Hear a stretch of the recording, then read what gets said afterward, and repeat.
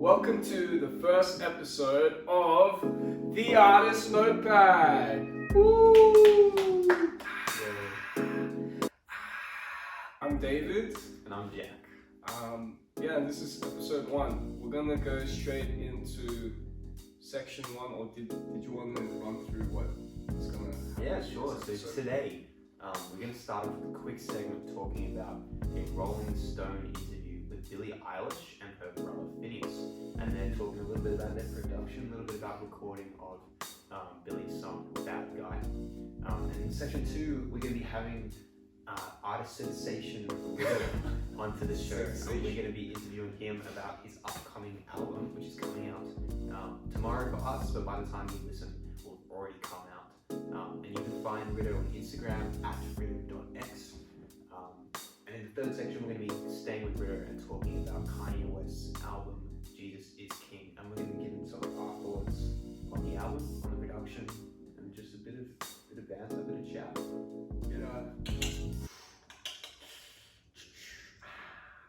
Bit of that, bit of that. So let's talk about the Rolling Stone interview of Billie Eilish. To be honest with you, I knew who Billie was, or knew of Billie for a long time, but then until we found or came across this interview, I didn't really know her music or her artistry in a sense at all. But yeah, So we'll have attached a link to this video down below in the description. So if you want to watch that first, feel free.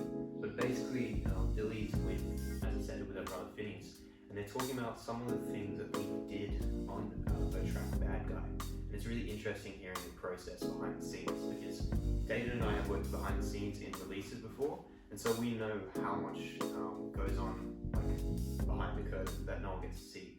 But some of you guys may not realize the extent of how much goes on, how much effort it takes in the recording process, in the production, mixing, mastering process. For example, we found out in this, just before the chorus of "Bad Guy," she says "duh." She says duh. Yeah. They took 34 takes of the word "duh" to get the right "duh," just to see the human aspect of her building this song with her brother really helped me appreciate her music more, in a sense. Yeah, it makes it a lot more relatable for people who've been involved in that process as well.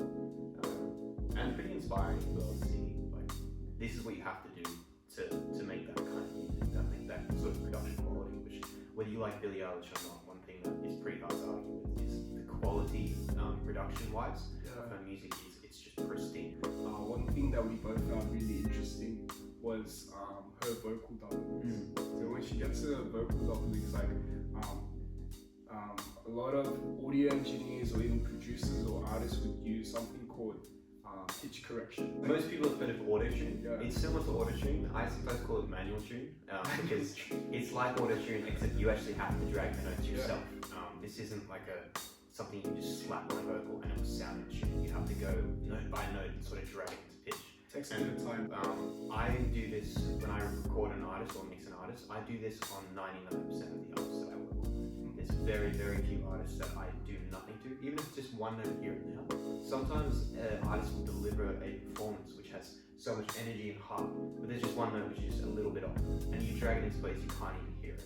And that's how pitch correction works in the majority of music. So to find out that Billie Eilish, who's this massive star, right, and she's doing vocal doubles, which are very hard to sing at exactly the same pitch, exactly the same timing, and all that. To find out that she's doing all of this stuff with no pitch correction at all, that's impressive. And the number of layers that she has, that she adds on top, you say doubling, but it was actually, I think it was about three layers per harmony, and then the next harmony that will have 3 layers as well. Next one 3 layers, and so on. Yeah. So if you watch the interview, it looks like there's about 9 tracks that are stacked, or maybe even 10 or 12 tracks that are stacked all on top of each other. And there's only 4 harmonies, 4 different. The breaths, the word, the start of each word, they're and you can hear it because we're using speakers to monitor through, and it's just it's very impressive. Wow. Yeah. One thing that really, one thing that really caught our attention as well was that during maybe It's a chorus. chorus section. Yeah. Billie talks about her walking around Sydney in Australia with her mum across her hotel or something, and she notices that the crosswalk that we in Australia has a beep, like everyone knows that sound, like when it goes up for the lights. Yeah. So she captures that, she samples that off her phone, just her iPhone recorder. It's the chorus hi-hat for her. So they played it, and Phineas showed that it was actually slide. So for those of you who don't know, sorry, Phineas is Billie's brother, and she's also a producer. So he makes a lot of her music, or has a big part in the recording process, all the production, behind the scenes, post-production process. And he showed us what it would sound like without, just as it is, and it's out of tune with the rhythm of the song. So what he does is he quantizes it, which basically means all those little he puts them right on the beat, so it's perfectly in time with the song. And so you get this like backbeat rhythm behind the chorus where it's like, and it's like in tune with the song as well. One other thing that we need to kind of look at is that Billie's super young, dude. Yeah. Like, she made Ocean Eyes, which was like her first, I think, big song, like maybe one of her first, and she was 13 when that was out. And now the song that we're talking about, Bad Guy, she's 17 when it was released. Yeah, so she was 17 when it's released, she's 18 now. 18. I believe she has 6 Grammys already. I might have that wrong, but even to have 1 Grammy at the age of 18 is impressive, but she's got multiple Grammys. It's crazy. And she's only 18. You watch her music videos, she's got such a established aesthetic. She's got such an established mood and tone in all the work she does. Yeah. And obviously she's not working alone. She's got her brother, she's got the labels that she works with, but to have such an established identity as an artist at that age is super impressive. And a lot of artists who are way into their careers have no one near as identifiable and as recognizable people say footprint as she does. Yeah, that's a good way to put it. It's people say like finding their own sound, finding their own swag, or like their visuals, but like to have all that established already at this age, it's like it only kind of, you said this earlier, but like only kind of questions like, where she would go from here. Let's see if she how can much she would keep innovating what she does, because to be so young, she's got a long time where people could expect her to continue to release work. So will she be able to continue being as big as she is? Another human side that you get to see of Billie is that there's this, I don't know who it's by, but it's by a YouTube channel, and they do this thing where they've been Ely interviewing Billie Eilish. I can't remember who was with you. Yeah, it started when maybe it's Vanity Fair. That rings a bell. But first time she did it, she must have been 15, 16, 17, and then you get to see how the fame and the following and the progress, like everything. How much it changes. It's positive, negative, it's anything in between. It's just really interesting to see the growth of her, and I like them as well because it makes her a lot more human, as you said. Like I said, it's a very humanizing way to look at a celebrity who, like, I'm the first one to admit that sometimes I just don't even view celebrities as people. I just view them as these like objects that are just so far away from where I am that I can't identify with them at all. But when I see this sort of stuff, it's really cool to see someone who I can identify with, who's a global pop star. So that's probably going to do it for our first section. Thanks again for joining in, and now we're just going to whip over to meet with Riddo. So we'll see you there. You look like a chicken. Look at me with your finger licking. Damn, I ain't some KFC. Look at me and what do you see? I see green tree, a white tree, the green, red roses too. Ooh, I see them blue. Oh, wow, you guys are actually harmonizing. So we have Riddo in the building today, segment 2. Thanks for coming today. No worries. Thank you for inviting me. Thank you. Thank you so much. I'm glad to be here. Yeah, for sure. You happy? Yeah. First guest. Yeah. First guest on the Artist Network. It's an honor to have you. That's not our name. Huh? The Artist Notebook. The Notepad name. Notepad? It's You got it wrong twice. You got it wrong twice. Come on, guys. guys. Doing Can we so well. turn it around? We're having tea and juice. Like, can you relax a bit? Yeah. Trying you. Sorry, I need to calm down. Yeah. I'm just getting nervous, like new guests and. First, we didn't have a guest, but good to have you. How are you? I'm good. Yeah. I feel very relaxed right now. Cool. Yeah. I'm glad because you had quite an epic journey to get. Yeah, the journey. I caught a train. I had my car break down. Dang. But I had to get. You couldn't miss an opportunity like this. Nah, this is a once in a lifetime opportunity. First guest of the Notepad. Notepad. The Artist Notepad. Notepad. Yeah, Thank you. Yeah, first guest, and I'm honored for sure. I'll take it for sure. Thank you. Awesome. Yeah. So you got a new project coming out soon. I do. It's called Blossom, but the last O is with an X. It's coming out tomorrow. Yeah. It's coming out tomorrow. I'm keen. Yeah, February 14th. Yeah, it's coming out tomorrow. It's one of my biggest projects. I mean, it is my biggest project so far. Like I've been producing for a long time now, like 10 years, but like not professionally, just like in my room. Looking up the skills. Yeah. But rapping as a rapper or like singer, I've been doing that for like a year now, and yeah, this is basically showcasing what I can do as an overall artist. And Wait, so sorry to cut you there, but like you only started rapping a year or two ago? 2018. So the first song that I released rapping was in the song Playground. Wow.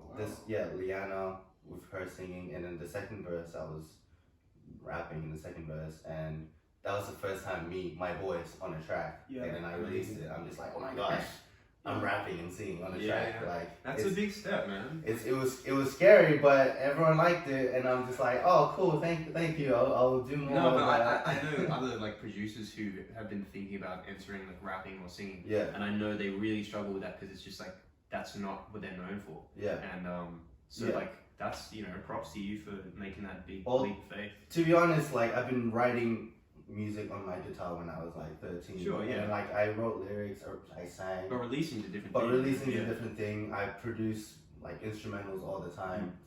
But putting that together. Do you remember the first song that you made? Do you remember? Can you kind of share with us? I didn't know. First song, as in like on the guitar? Yeah. Oh, We no. actually have it here.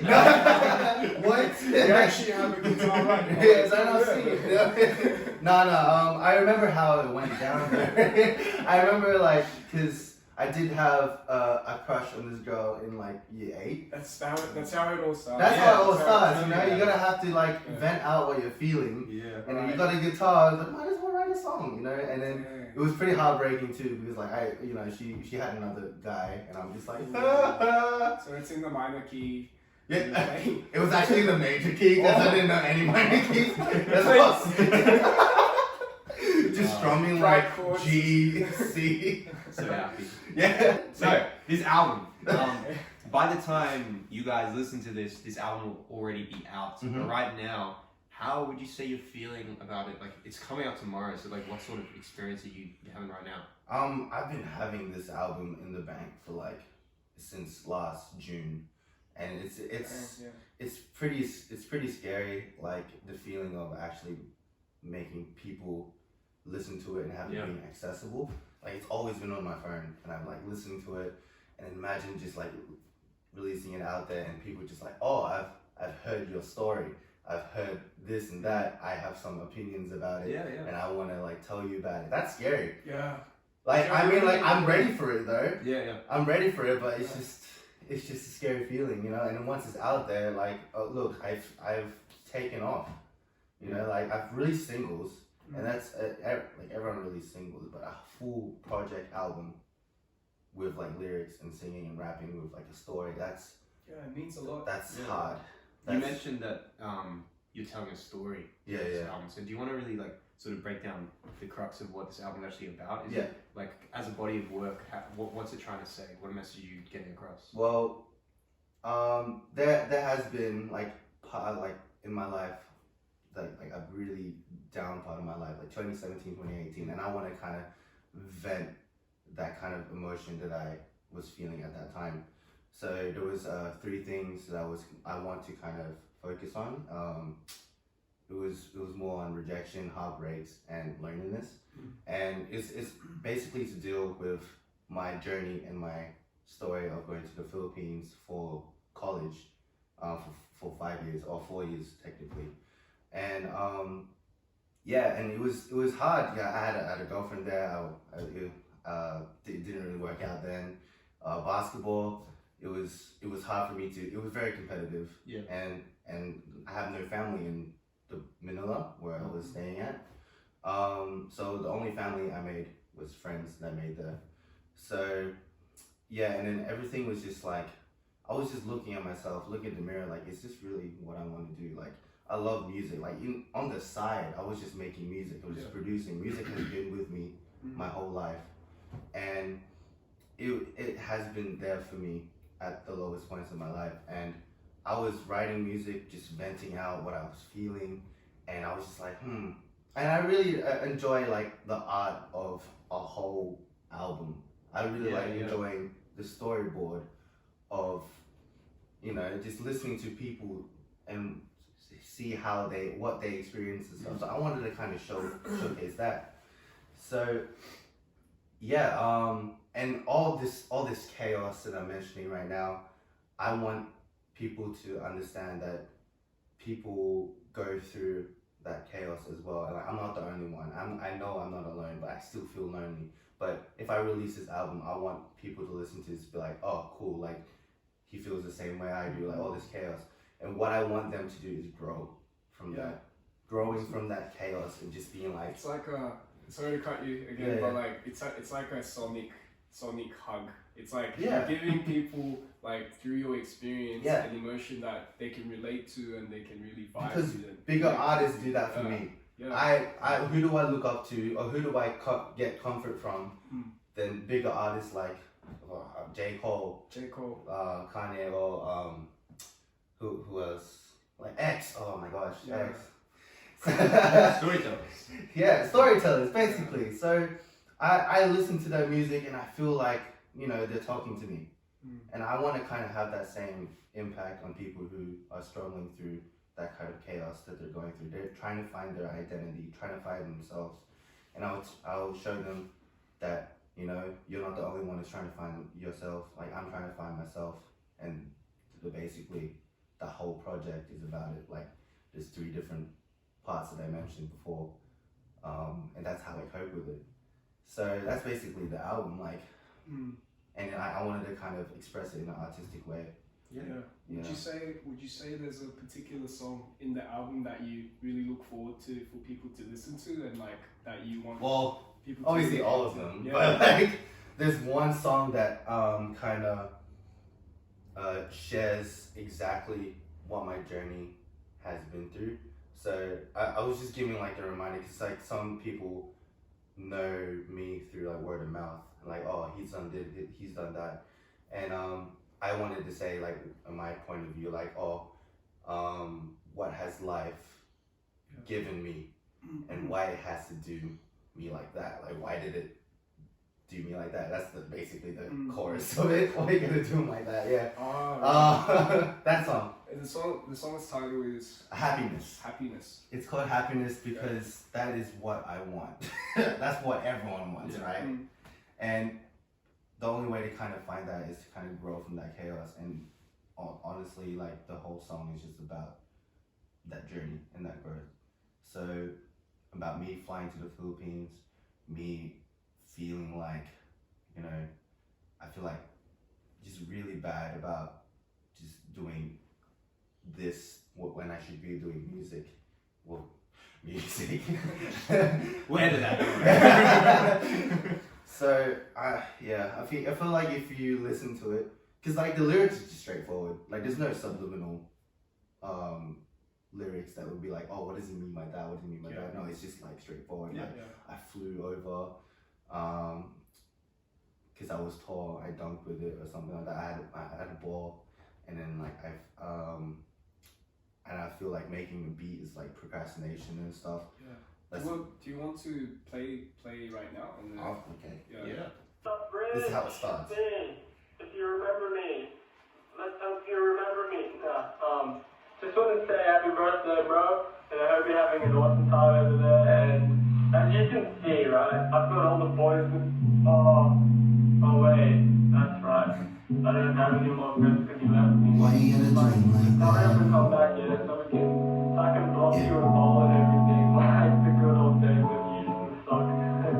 Yeah, you gave me pain, you gave me pleasure. You made me sacrifice to do it, now I feel the pressure. And the way I feel about a man is hard to measure. Let me give you a reminder for a quick refresher. Mother, father made love, then they had rich. West Sydney, renting houses, we weren't that rich. High school, crappy teachers, yeah, we had this. Man, I had a great life being average. And then I touched the ball, I dunked with it. Maybe because I was tall, I must admit. My father then got a call, and that was it. My life changed, and the reason why I'm feeling this way. And it wasn't because I'm scared or I'm fearing a blow. But my family and friends will be miles away. I was thinking 5 years, or 10 years, or 20 years. Maybe I'll never look the same again. And that's a fact. Why you gotta do 'em like that? Why you gotta do 'em like that?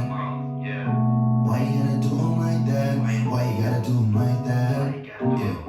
Why you gotta do 'em like that? Why you gotta do 'em like that? Yeah. Why you gotta do 'em like that? Why you gotta do 'em like that? Why you gotta do 'em like that? Why you gotta do 'em like that? So that was Happiness? Happiness, yeah. That's the third song of the album. Awesome. So who was, sorry, Oh, I was just gonna say, like, yeah. we were talking about storytelling, and like that was like awesome storytelling. Like that definitely feels like sort of like J. Cole. You want to talk about like the way he tells stories. That definitely. I know you're a bigger J. Cole fan than me, but I definitely sort of saw the resemblance in terms of the way he was talking about your journey. So clear with your lyrics. Yeah. Like, it's really easy listen, very clear with your diction. You can kind of just follow along the whole way through. Who's the friend at the start? Okay, so he's actually my best friend since year 5. Wow. His name And is Joel. Shout out to Shout out Joel. to Joel.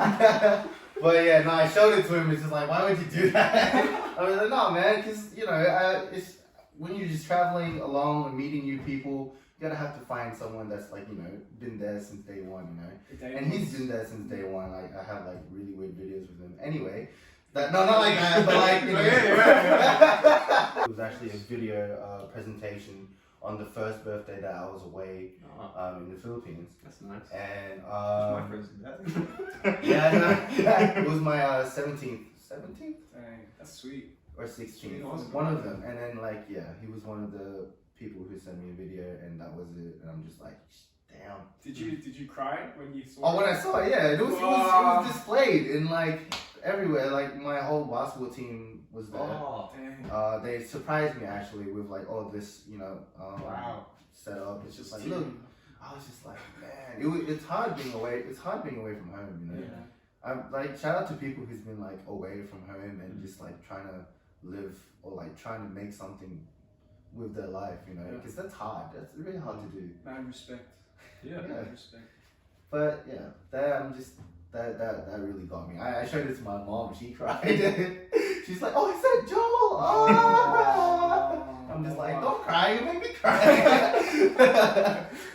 I like how that's the whole thing. Like the production, like it's kind of stripped back. So like your voice is the main carry, and like it should be, but then like it really helps you kind of zone into like the story. The story. Yeah. That's what I was trying to.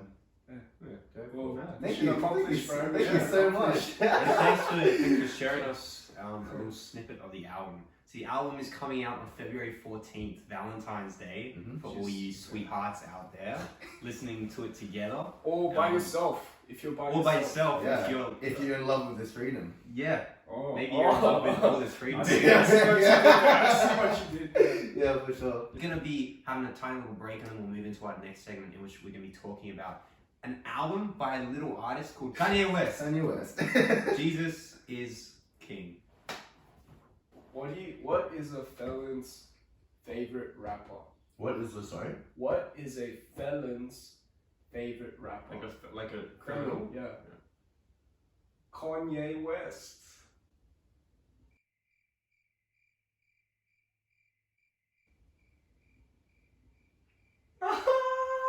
Welcome back to the Artist Notepad. This is section 3, where we're going to be talking about Kanye West's latest album, Jesus is King. You want to start with just general thoughts? General thoughts, yeah. I see Kanye West and everything that he does, and everyone's just like hating on him, and because like he just does all this like stupid stuff, and he like doesn't have the best track record. But that's what's inspiring about it. He makes a gospel album, and you can see that he's changing himself. He's trying to change himself, but obviously the media is portraying him as that Kanye, like Kanye that's interrupted, that's narcissist, that's thinking that I am a god, I am Jesus or something like that. But then like he changed his mentality, because I feel like now that he has a family, now that he has a loving wife, he's trying. I don't know. And then like one of his songs is like the first one to judge other Christians. Yeah. What did the Christians say? They be the first one to judge. Exactly. That's in Hands On. Hands On. So, what's your guys' favorite song in the album? It changes sometimes, but the first song that I had a favorite one was Uses Gospel. Production wise, because like I listened to it, I'm just like, whoa. I thought I made this, because like with because at the start, at the start it's like with the harmonies like I'm just like, that's exactly what I would do. And then like, cause in the first part of my album I do have some humming and stuff as well, so I'm just like, you can really, I made that song before the album came. And it's like, oh my gosh, like I did have some. You did. No, I didn't. I had some subliminal, like. You heard it here first, guys. Kanye is inspired by it. No, I'm not trying to say that, but. So, personally, my favorite song is Cellar. I just got struck when they're not timpanis, but the sort of timpani effect. Yeah. Like, it was so like cinematic in the way it came to. It just brought this energy to it that I wasn't expecting. And the harmonies. Yeah. So big. It's just like really cool, really emotional and cinematic. Yeah, I enjoyed it so much. Favorite song? I like is it Waters? Water. I like Water, but also like Every Hour, the first song. Cause Every hour, you like that one? Every minute. No, I love that one, because it's just like, it's such a great way to start the gospel album. Like that's what he wanted to portray, and like be like, all right, like I know I've done all these past projects that talk about sex, like money and all this kind of stuff, but this is legit going to be a gospel album. So it's like, for me as well, as someone who's quite open about faith, like I'm a Christian, so it's like, for me to see it, I understand like completely why people will criticize and be like, maybe he's just doing this for like marketing, or like something Jack might agree on is like, Kanye's kind of known for this kind of stuff, like being like trying to stand out, or like although he has like spiritual aspects that were shown in his earlier works, you might know those. Yeah, there's Jesus Walks, there's Ultralight Beam. He used like those gospels.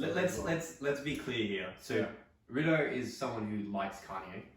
Is Kanye as a bit of an inspiration for him and influence? Sorry, my bad. You can talk about that. David, as a Christian, gives a whole new perspective to this album. We haven't actually talked about this before today because we wanted everything to be really fresh and authentic. I'm so excited for this part. Personally, myself, David sort of hinted at it.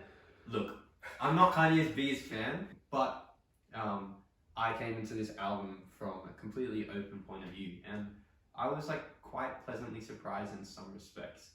So maybe we'll start with our general thoughts before going into specifics. Generally with gospel hip hop, I'm not huge on it. It's not that I don't like it, it just doesn't really resonate with me. But the way that the gospel parts of this album were used, I thought was awesome. Also from an engineer's perspective, the vocal mixing was super interesting. Some of the stuff that they were doing vocally was like really interesting. Like normally on an album, an artist aims to go for some kind of consistency with the vocal mixing, but it was like he deliberately did the opposite.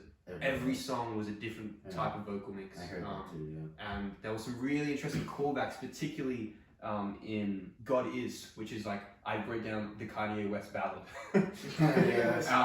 And the way that he mixed his vocal in that was like a 90s ballad. And it was a lot darker, a bit muddier, but it was really interesting the way that they mixed that and the way that it sat in with the mix. Every single song has levels of distortion and some are more, some are less, And I realized that it's just throughout the album he's deliberately chosen to use a lot of.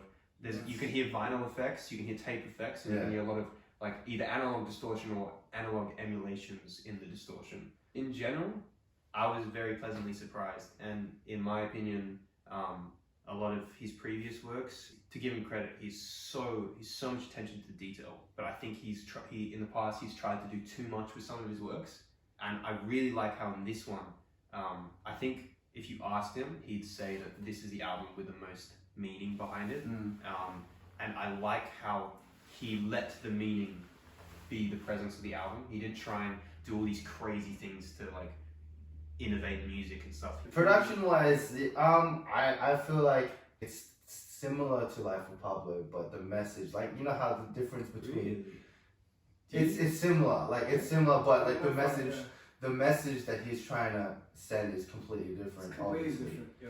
And then like I don't know, it hit me more when the message is, you know, authentically, you know, good.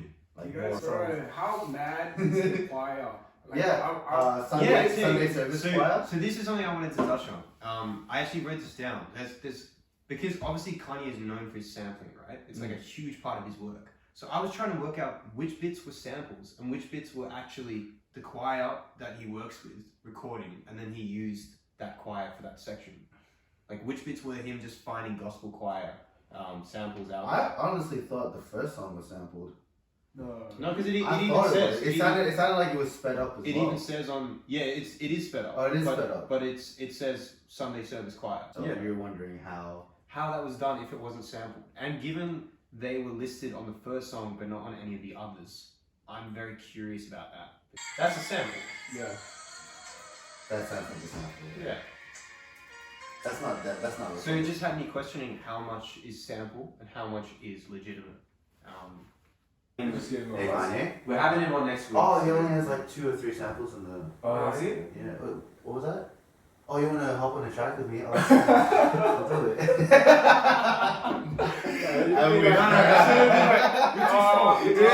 I'm busy. Nah, I wish. That'd be so cool. I want to talk about Selah. We the descendants of Abraham. They should be John 8:36. The homeless is free indeed. Hallelujah, hallelujah, hallelujah, hallelujah. So I love this track because of how cinematic it is. I love how it hits when that percussion comes in. Like, it's really cool. It The sounds sample, very powerful. yeah, Like the use of the gospel sampling is on point. Like, as I said, I'm not huge on gospel sampling, but the way that Kanye actually uses it on this album has definitely like changed my opinion on it. he's making someone a believer. Selah is, I really like this is one of my favorite, like one of my favorites as well. I can't choose exactly one song that is my favorite, but the more I listen to, I have favorites for different things. Yeah. That's one thing I like about the album. There's not one song I like. There's like they're all equally as good as each other. Like, just to close off on what I wanted to say for Selah is that the lyrics go, "Won't be in bondage to any man." 8:33. We the descendants of Abraham, yea should be set free. And then like this whole section, it's so cool because have you guys heard the song Amazing Grace? That was the same section or like same passage of the Bible that the John Newton, who wrote that song, had the same part. So it's like a slave trader claimed to become a Christian and believe in Christ. The same thing happened to Kanye, and he's referring to the same passage. So when I saw that, that's interesting. When I saw that link, I was like, dang, like it made me go closer to from being a skeptic to someone like, oh, maybe I should pray for this guy. Because he even has a song Hands On, which is like, we touched on it before, like the Christians are first to judge me. It's like pray for me kind of thing. It's like, it's dope. There's also, back to Selah, there's a lyric that I really like, which David and I were talking about before, which is, Amen, I'm just focused. And then he says, I ain't mean, I'm just focused. But the way he says it is like, Amen. Like, Amen. Yeah, no, I like that's something that I admire as well. Like, not even just his production, but his wordplay and lyricism as well.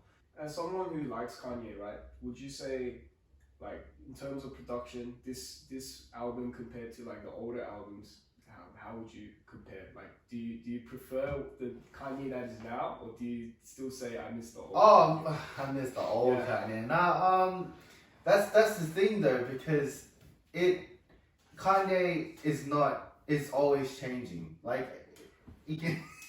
hungry boy. It's cool because like there's different sides of Kanye, and you can really, it's evident in his albums.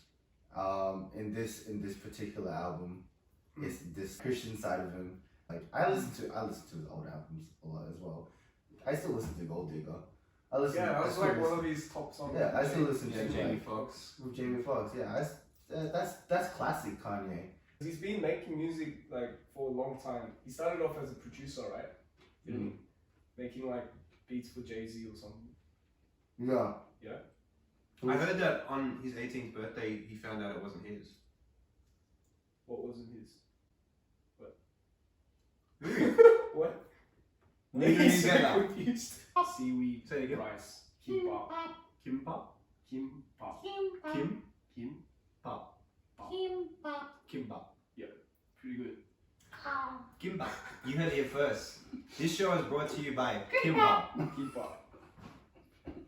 Alright, that was another edition, or first episode of The Artist Notepad with our first guest, Riddo. Where can they find you, man? On Instagram, riddo.x. Maybe go to my website, riddomusic.com, and go to my Facebook, riddo.x as well. Thank you so much for coming on, man. Thank First you. guest of the show, first of many more to come. Had a great time eating my Kimbap. Kimbap. For you guys listening, please let us know what you guys think about this show. Reach out to us on our Instagram at The Artist Notepad. The link will be in our description. Please like and subscribe us. We're trying to build up a community, some fans. And let us know if there's an album you want us to review or listen to next, any issues you want us to tackle. We're game. So thanks for joining, guys. And that is all for this week. Peace.